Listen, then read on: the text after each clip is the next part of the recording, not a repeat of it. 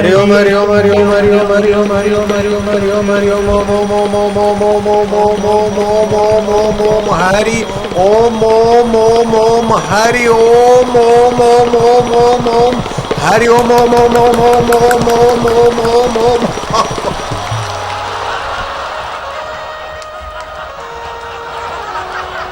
तो पाप ताप को हरने वाला हरि, आनंद और माधुर्य को भरने वाला हरि।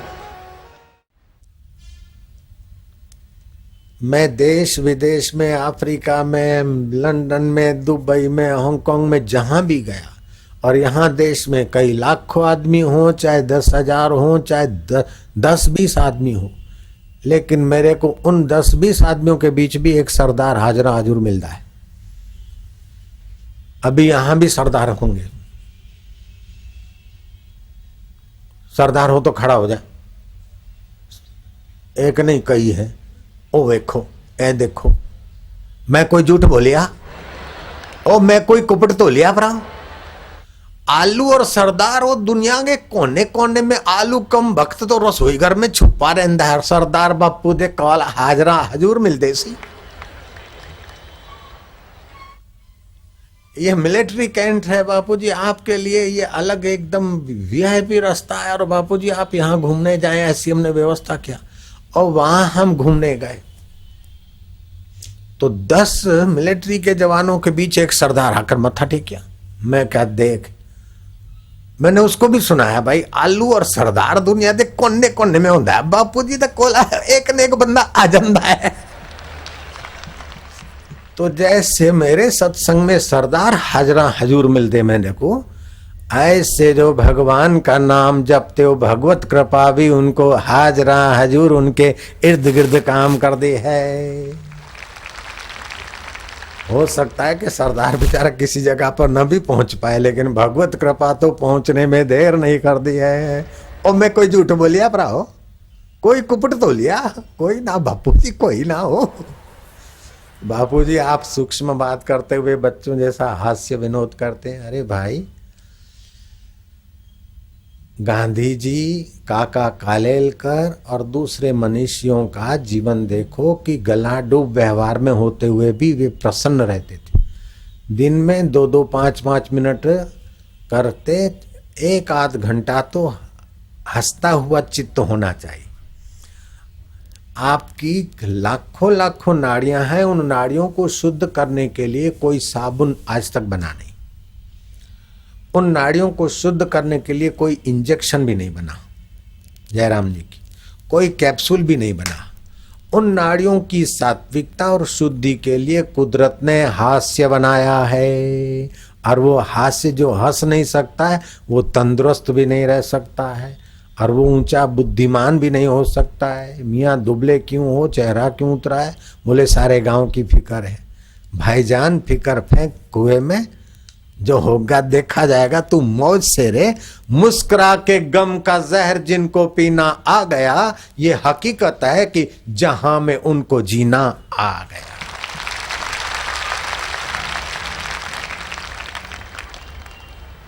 हंसते के साथ हंसे दुनिया, रोते को कौन बुलाता है। आप अगर प्रसन्न हैं तो आपके साथी भी प्रसन्न होंगे और बहुत लोग आपके साथ होंगे। आप अगर रोती सूरत लेके बैठेंगे तो और तो नहीं जुड़ेंगे, आपके साथी भी आपसे किनारा करेंगे। आपके घर में अगर व्यंजन बने हैं, मजलिस है, तो खाने के लिए तो बुलाए हुए मेहमान और रास्ते जाने वाले भी आ जाएंगे। लेकिन आपके घर में अगर धुआं और धूम धड़ाके की आग है तो घर वाले ही भाग जाएंगे। ऐसे तुम्हारे दिल में अगर खुशी, आनंद और भगवत रस है तो इतने सारे मेहमान बिना बुलाए हाजिर हो जाते हैं। अगर यहाँ हृदय में पीड़ा लेके बैठे तो सारे कुटुंबी भी बोले, हाले जा यार, क्या सिर खपाता है, चले जाओ यहाँ से। इसलिए आप प्रसन्न रहने का तो पक्का इरादा करिए। एक बात।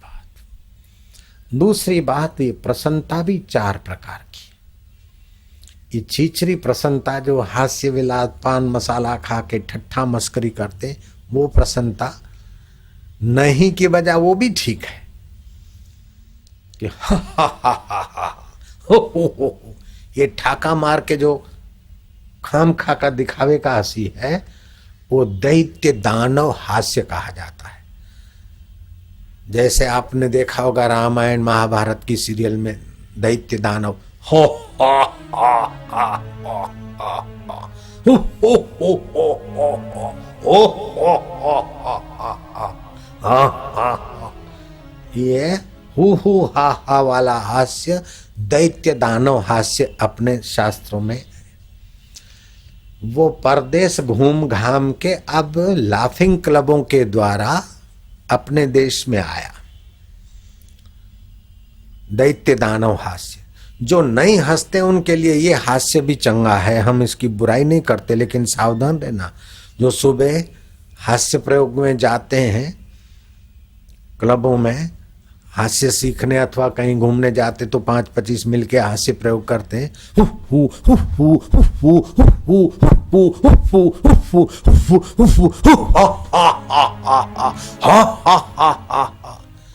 ठीक है, एकदम थर्ड क्लास तो नहीं है, लेकिन थर्ड क्लास जरूर है जयराम जी की। ये हु हा वाला, अगर हार्ट का पेशेंट है तो हार्ट हु हा हो सकता है। कोई गर्भवती अगर ये करती है तो उसका गर्भ हु हा हो सकता है। और कोई ऑपरेशन के नए टांके वाला अगर हु हा करे तो टांके भी हु हा हो सकते। इसकी अपेक्षा देव मानव हास्य कई गुना अच्छा है। देव आधीन जगत सर्वम मंत्र आधीनस्य देवता। सारा जगत उस परमात्मा देव के अधीन है और परमात्मा देव अपने मांत्रिक शक्ति से जुड़े हैं, अधीन है। जैसे इतना मोटा शरीर, आप रामलीला मैदान कह दो तो यह मैदान हुआ, लेकिन आप दिल्ली के शब्द बोलते तो पूरी दिल्ली आ गई। अब गुजरात कह दो तो पूरा गुजरात आ गया, लेकिन भारत 3 शब्द कह दो तो चेन्नई और मारवाड़ और पंजाब और तुम्हारा लाल किला और सफेद किला सारा का सारा भारत के अंदर आ गया। जयराम जी बोलना पड़ेगा।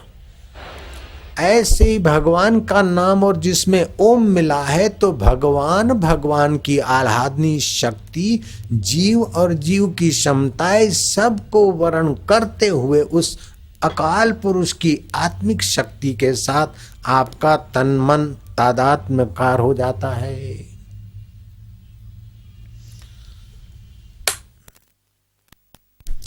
तो भगवान का नाम, जैसे आप हरिओम हरिओम हरिओम हरिओम हरिओम हरिओम हरिओम हरिओम रिपीट करते हैं तो वो डायनामो का भी काम होता है। हरि भगवान पाप ताप हरने वाले, और ओमकार तो आपकी नाभि से लेकर कंधे तक की ठीक ठीक खासी मुख्य नाड़ियां 72,000 और प्रति नाड़ियां तो लाखों लाखों। उन सभी में ये देव के नाम सहित जब हास्य के आंदोलन जाते हैं तो आपके नाड़ियों के स्तोत्र सूक्ष्म नाड़ी भी स्वच्छ होने लगती है। आज तक जो इंजेक्शन उसको शुद्ध नहीं कर सकती, हास्य से शुद्ध हो जाती है। इसीलिए आपको तो रोज देव मानव हास्य करना चाहिए। हरि परमात्मा देव अथवा राम राम अथवा हरिओम हरिओम बार बार बार बार बार बार कीर्तन करते करते और जोर से हंसना चाहिए। अरे पशु को भी गौरांग के कीर्तन के आंदोलन पावन कर देते हैं, पशु भी अपना पाशवी स्वभाव भूल जाते हैं, तो आपका मन भी पाशवी वासना भूलकर भगवतीय सुख में आ जाए, इसमें कोई आश्चर्य नहीं है। तो ये दैवी अंश जगाने के लिए भगवान देव के नाम की आवश्यकता होती है। और नाम जपत मंगल दिशा दशहु, दशों दिशा में भगवत नाम का मांगलिक प्रभाव पड़ता है। तो एक दैत्य दानव हास्य, दूसरा मानवीय हास्य, तीसरा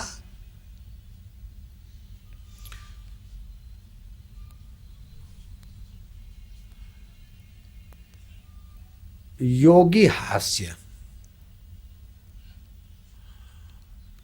जैसे योगी लोग ध्यान करते हैं और फिर ध्यान से जो प्रसन्न मुद्रा होती है उनकी खाली निगाह पड़ती है तो हमें आनंद आने लगता है।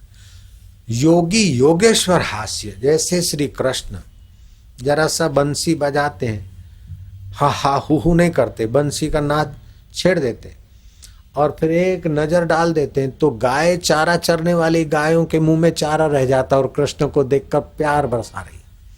बछड़े स्तनपान करते करते बंसी का नाद सुनते ही कृष्ण को देखते तो बस दूध थनों में ही रह गया, झाग मुंह में रह गई और आंखें कृष्ण में टिकटिकी लगाकर लग गई। ये योगी योगेश्वर हास्य है।